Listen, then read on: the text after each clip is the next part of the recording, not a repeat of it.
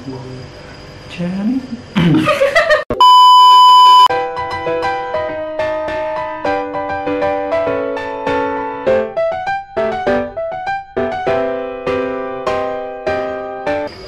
Aduh, tantangan.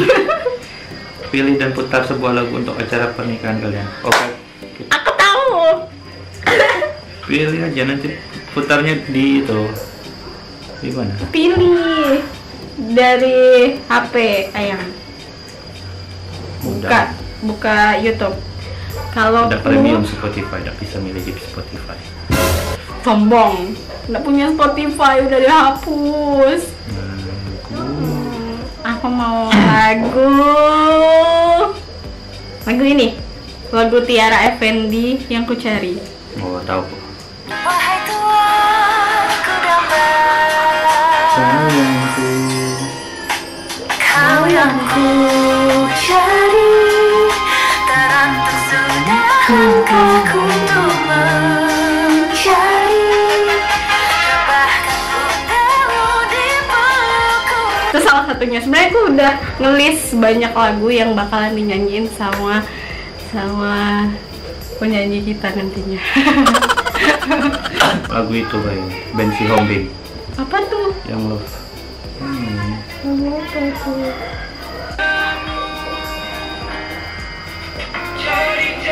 Tahu nggak lagu?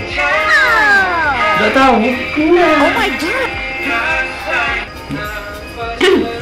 Apa yang akan kamu lakukan jika kita tidak menemukan jalan tengah dalam sebuah masalah? Jelaskan. Kalau menurutku sih bakalan tetap menemukan jalan tengah sih, karena setiap masalah pasti itu sesuai dengan kemampuan kita. Kan udah dijelaskan sama Allah kalau setiap ujian itu tuh sesuai dengan kapasitas kita masing-masing. Walaupun berat, pasti nanti ada titik temunya, terus ada keikhlasan juga. Didiskusikan, kalau nanti tidak ketemu, coba tanya dulu ke pendapat teman-teman terdekat bagaimana, terutama yang udah berkeluarga, misalnya kayak Nova, Hayu Nova. Ya, sama teman-teman kantor yang mereka udah berpengalaman, tanya dulu pernah ada mengalami hal tersebut, terus kalau di situasi tersebut bagaimana, terus kalau udah dapat sarannya diceritain dulu sarannya, terus biar didengerin sama-sama apakah oke dah saran tersebut atau masih udah ketemu jalan tengahnya, tapi tetap mengutamakan diskusi dulu. Didiskusikan, semua pasti bisa. Diskusikan kehidupan pernikahan yang kamu impikan. Iya. Pulang kerja, mandi, terus habis Isya jalan-jalan, terus makan, terus balik ke rumah, terus nonton TV bareng, terus tidur. Terus kayak gitu, ngabisin waktu nonton Netflix atau apa, ngabisin waktu pokoknya yang ditunggu setiap habis pulang kerja tuh pengen pulang. Ya Allah, sangat rutinitas sekali. Tapi itu sangat oke. Kalau yang aku impikan adalah kita berdua sama-sama tumbuh, terus kita sama-sama bisa sukses bareng, terus kita bisa saling mendukung, terus kayak ku sekolah didukung, terus dia sekolah juga aku dukung, terus dia nanti kalaupun punya apa sih namanya, kayak mau buat sesuatu itu tuh bisa bertanya sama aku terlebih dahulu, masalah kantor segala macam. Terus dia juga bantu mengurus anak, bantu untuk mendidik anak. Jadi kayak bukan cuma aku doang, jadi semua. Itu jangka panjang, itu tadi jangka pendek. Rutinitas Beda ya. Dan sudah tulen ya kurang lebih. Oke, ini ada barcode, jadi kita bakal scan di questionnya.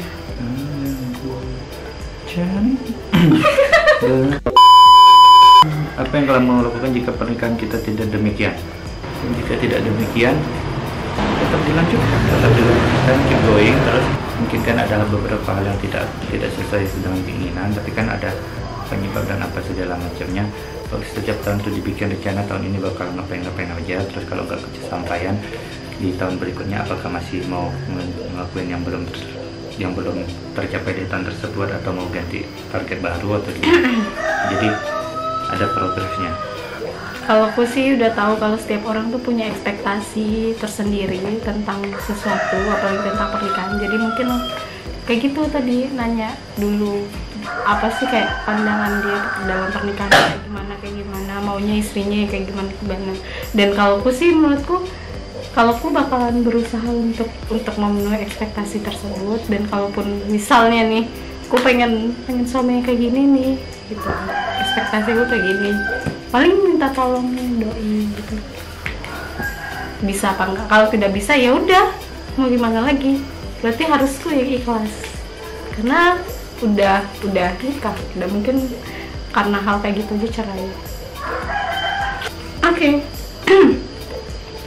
Deskripsikan pesta pernikahan ideal menurutmu. Ideal sih gampang, ada prasmanan, ada pelaminan, ada makanan, ada yang moto, ada yang main musik. Udah Tuh kayak gitu. Pesta pernikahan ideal menurutku yang make upnya bagus, Kan pilih sendiri. make upnya bagus, terus fotografer juga pilihan sendiri, ya gitu lah, yang dream wedding lah ya, kayak gitu. Ambil lagi. Kok aku lagi? Jika suatu hari kita punya anak lalu ia meninggal atau berkebutuhan khusus, bagaimana cara kita menghadapinya? Kalau meninggal ikhlas, jadi ada pahala di sini. Kalau berkebutuhan khusus, ya itu sering konsul ke yang berkompeten di bidangnya, terus minta saran apa yang harus dilakukan, tetap disupport karena kan anak zaman pun tetap anak. Mungkin kalau di panti, kalau kami pulang ngurus Emang bakal selamanya di dinsos kan? Kalau aku sih ya, kalau yang namanya meninggal terus ditinggalkan kayak gitu kan pasti sedih ya, paling berusaha untuk ikhlas, saling menguatkan. Terus kalau yang berkebutuhan khusus ya, namanya anak juga tetap rezeki, semuanya sama, mau berkebutuhan khusus mau yang normal, semuanya harus sama-sama dirawat, harus dikasih pendidikan yang terbaik. Terus sekarang juga udah banyak sih kayak di Bangka pun itu PLA-nya itu itu tuh terbaik loh, se Sumatera kalau nggak salah. Jadi kayak pokoknya kita kasih yang terbaik aja sih. Dan kalau yang kayak ada yang autis dan lain-lain itu tuh harus dibawa ke yang berkompetensi bidangnya. Jangan ke orang pintar. Katanya ada yang nyangkut. Harus open mind juga sih, kayak gitu. Siapa yang akan merawat orang tua kita ketika mereka lanjut usia? Kita. Ya kita. Ya kita. Malah masa nyuruh orang lain rugi, di situ baik pahala padahal.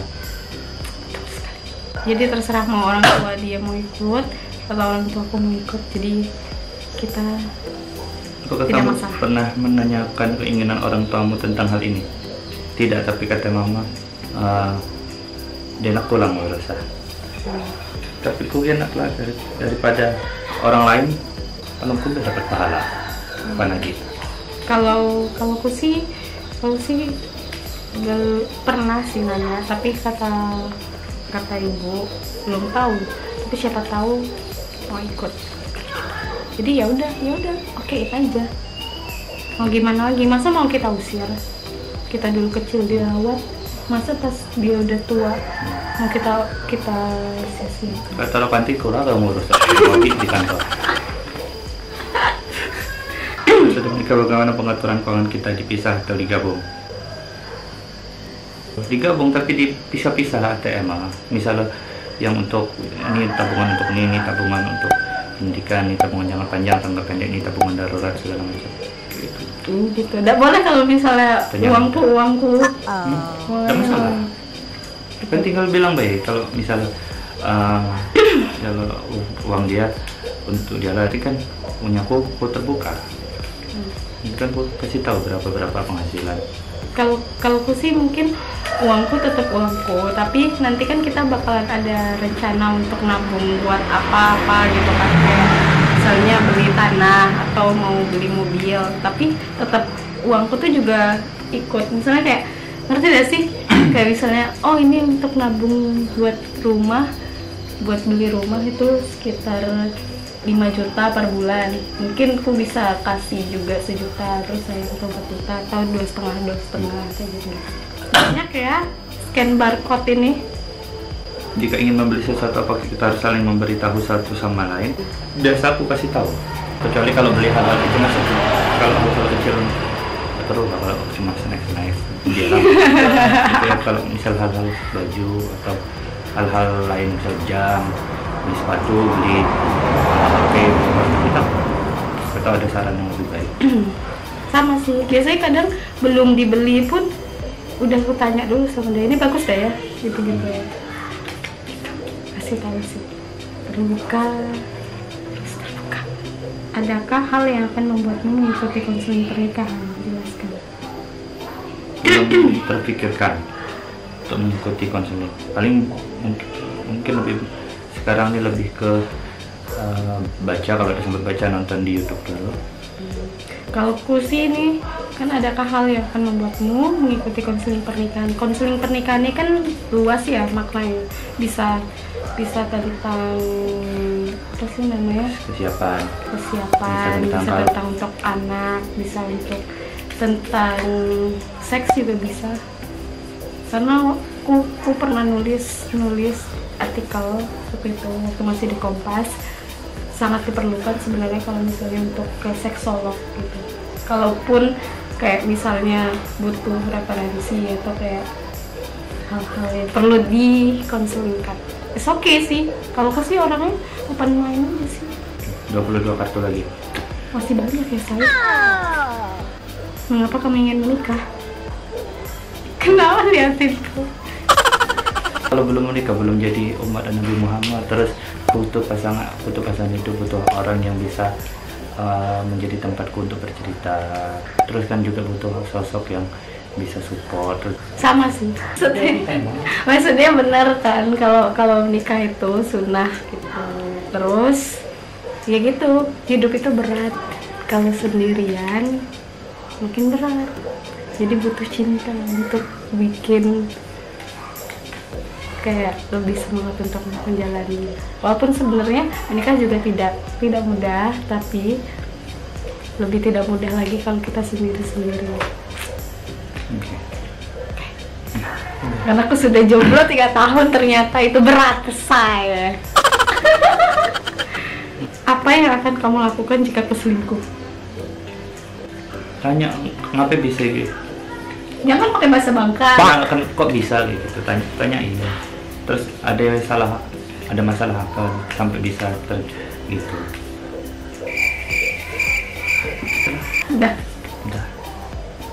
Karena kan tidak mungkin tiba-tiba langsung diceraikan. Pasti ada alasan. Kalau aku nggak mau. Langsung Bye. Ya, aku tidak memberi kesempatan. Oke. Karena kita sudah bilang dari awal. Okay. Yes. Apakah perceraian merupakan sebuah pilihan? Yes. Ya, betul. Kalau ya? Tidak. Oh my god. Jadi memaafkan. Mendengarkan dulu, lihat dulu seberapa parahnya. Terus kalau diulangi lagi baru. Parahnya itu kayak gimana? Terus kalau parah. Ya, parahnya itu kayak gimana? Kalau sampai lebih memilih orang lain tuh ketimbang misalnya, atau kalau misalnya udah jauh hubungannya gitu-gitu, udah aneh-aneh kayak gitu, masih dimaafkan? Masih 50-50, melihat situasi dan kondisi dulu. Kenapa? Emang gak jijik gitu kalau istrinya udah tidur sama cowok lain? Marah lah pasti. Tapi dimaafin. Mau dengar penjelasan dulu. Tapi belum tentu dimaafin. Kalau mau lihat dulu bagaimana kondisi saat itu, apakah mau benar-benar sungguh-sungguh mau berubah atau gimana? Wah, apa ya? Siapa yang akan bangun lebih pagi setiap hari? Mengapa? Aku jam 4.20 ada alarm. Sama aku juga. Sama berarti. Karena ada alarm. Kalau aku mungkin bangun pagi untuk siapin makanan untuk sarapan, buat untuk bawa bekal. Aku bobo. Mas aku bobo. Kejam. Marah. Enggak, biasa Berapa aja. pendapatan dan pengeluaran dalam sebulan? Biasanya pengeluaran digunakan untuk apa saja? Harus di-spill sih. Kayaknya nggak usah dijawab kali ya ini. Lihat yang pertanyaan itu. Pendapatan sama pengeluaran kayaknya nggak usah di-spill. Nanti ria, takut sombong. Berapa jumlah uang yang kamu tabung dan akan pakai untuk apa? Oh, ya, yang penting kita tahu. Ya, yang penting sama-sama tahu. Tidak perlu di kasih tahu. Hah? Berapa Berapa jumlah jumlah anggaran? anggaran belanja rumah tangga yang ideal menurutmu? Jelaskan. Nggak ada sih, tergantung sama kebutuhan masing-masing. Karena tiap orang beda-beda sih. Mungkin kalau udah tahu sebulannya berapa baru bisa tahu berapa idealnya. Iya, karena kita kan belum serumah juga gitu. Oke. Oke. Apa yang akan kamu lakukan jika kita tidak bisa memiliki keturunan? Kan ada orang tetap berjuang, tetap berusaha. Kadang ada yang tuh 5 tahun, belasan tahun, terus juga cari berbagai upaya, misalnya lewat herbal atau apa. Jangan patah semangat. Terus kalau misalnya udah lebih dari 5 sampai 10 tahun, Tetap saling support, tetap harus yakin kalau apakah dikasih atau tidak kan dari yang di atas. ada kepikiran itu enggak ambil anak gitu? Mungkin ada nanti ke depan, tapi kalau itu kan kita yang penting usaha dulu. Nah, itu mungkin cara terakhir. Cara terakhir, kalau udah 10 tahun ke atas gitu. Bisa jadi. Atau mungkin kita fokus ngurusin jadi donatur panti asuhan. Tuh, mau bikin panti asuhan. Karena sebenarnya kalau mau punya anak ya mau, tapi kan kita tidak tahu itu adalah rezeki dari yang di atas. Gitu. Bagaimana pendapatmu mengenai berbohong demi kebaikan? Jelaskan. Dasiku udah suka berbohong, aku sukanya lebih jujur, walaupun itu menyakitkan. Lalu ini maksud berbohong demi kebaikan ini ke pasangan atau ke kerjaan atau pasangan? Pasangan ya? Oh, jarang berbohong. Kasih tahu kan, internet semua.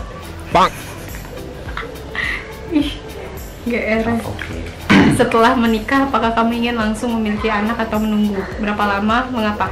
Langsung karena kita tidak tahu rezeki itu kapan dikasihnya. Jadi tidak ada menunda. Kalau aku sih ya udah oke. Jika kita menjadi orang tua, siapa yang akan menjadi lebih galak? Siapa yang lebih penyayang? Ceritakan sebuah skenario. Oke. Menurutmu? Yang tukang marah-marah intan, tapi kalau dia biasanya marah-marah, nanti biasanya anak tuh tidak ditakut karena lebih sering marah-marah. Jadi ke bagian yang apa tadi? Penyayang. Enggak, di intan ini penyayang, tapi pasti dia marah-marah kalau ke anak. Jadi ku paling ke sosok yang paling terakhir untuk marah. Kalau aku tidak galak loh. Kayaknya lebih suka ngomong secara halus-halus, secara baik-baik. Jadi aku suka marah-marah. Lanjut. Menurutmu apakah batas privasi kita akan berubah setelah menikah? Jelaskan. Berubah Berubah lah.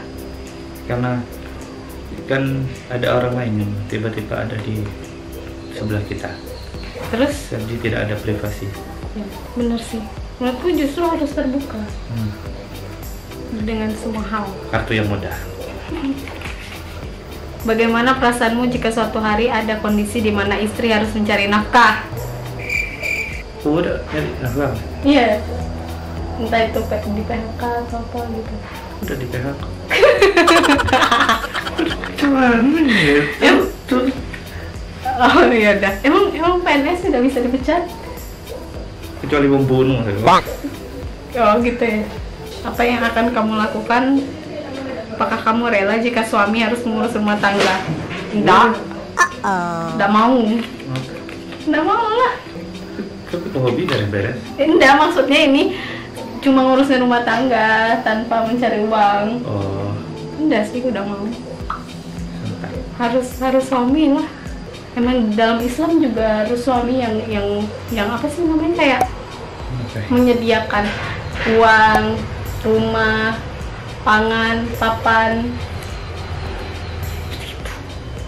Jadi aku tidak mau. Oke. Kalau dia hanya mengurus rumah tangga saja. Ceritakan sebuah hal buruk yang kamu lakukan yang belum aku ketahui. Skip. Tidak ada. Tidak ada yang aneh-aneh. Oh ya udah. Sama sih. Skip. Ya, skip. Menurutmu seberapa sering kita kan? Astagfirullah. Nih. Bertanya deh. Seberapa?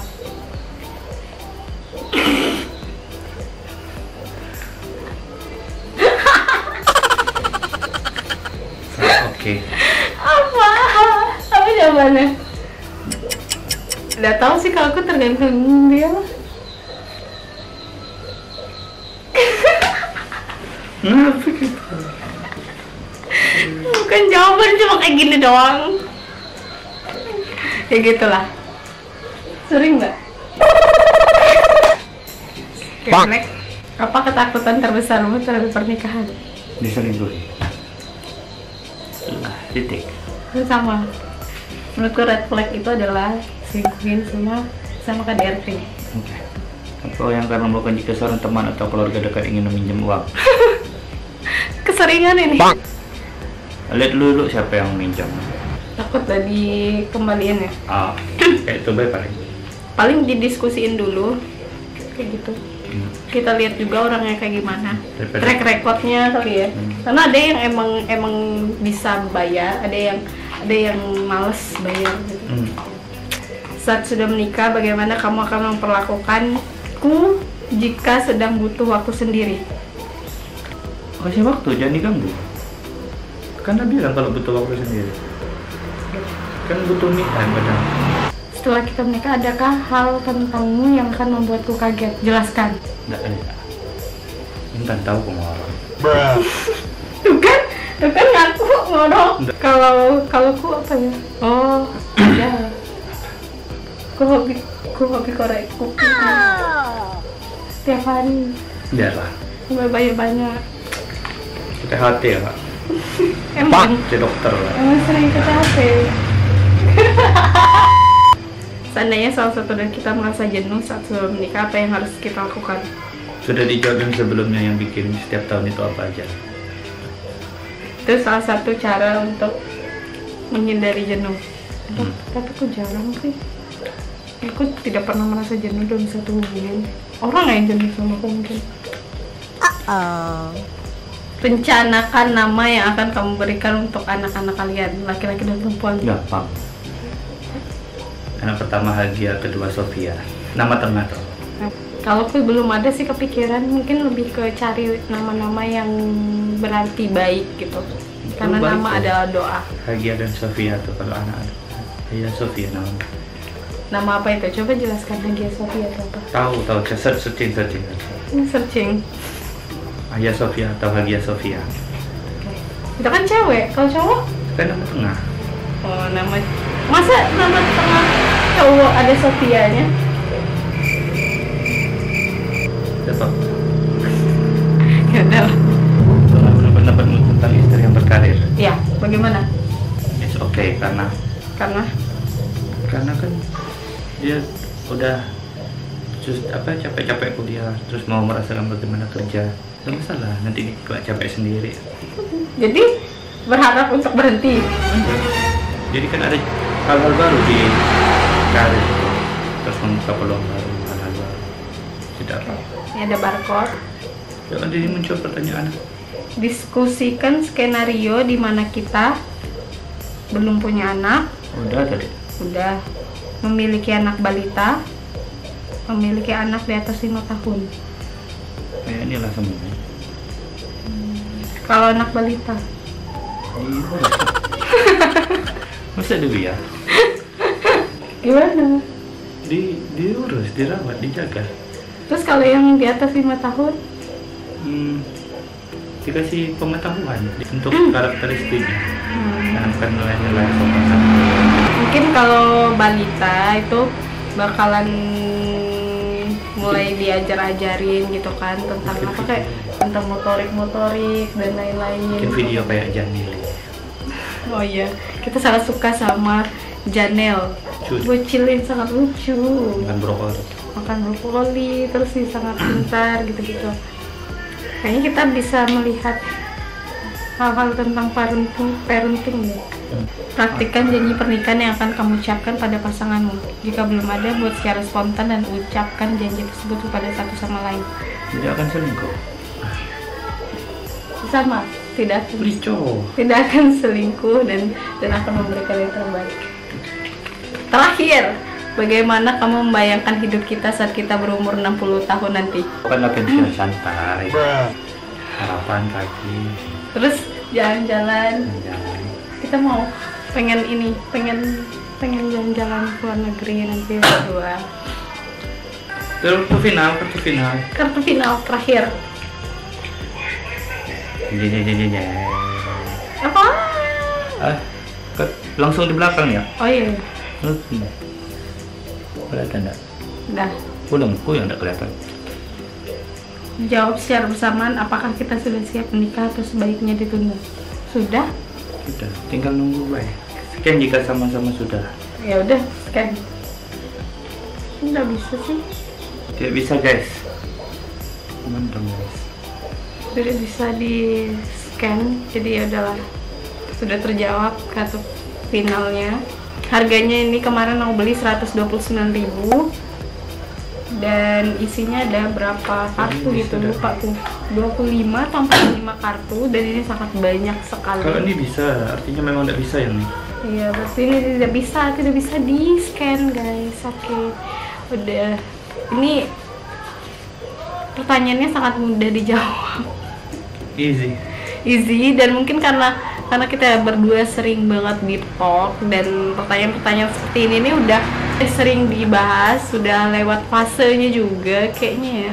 Mungkin karena aku adalah tipe yang kalau misalnya PDKT sama orang tuh udah jauh obrolannya, jadi bukan yang hahihi gombal-gombal gitu, jadi jual lagi. Justru lebih deep daripada ini. Buat yang mau beli bisa WhatsApp. Baru 1 kali pemakaian. Oke. Dah, thank you for watching guys. I'll see you in my next video. Bye bye.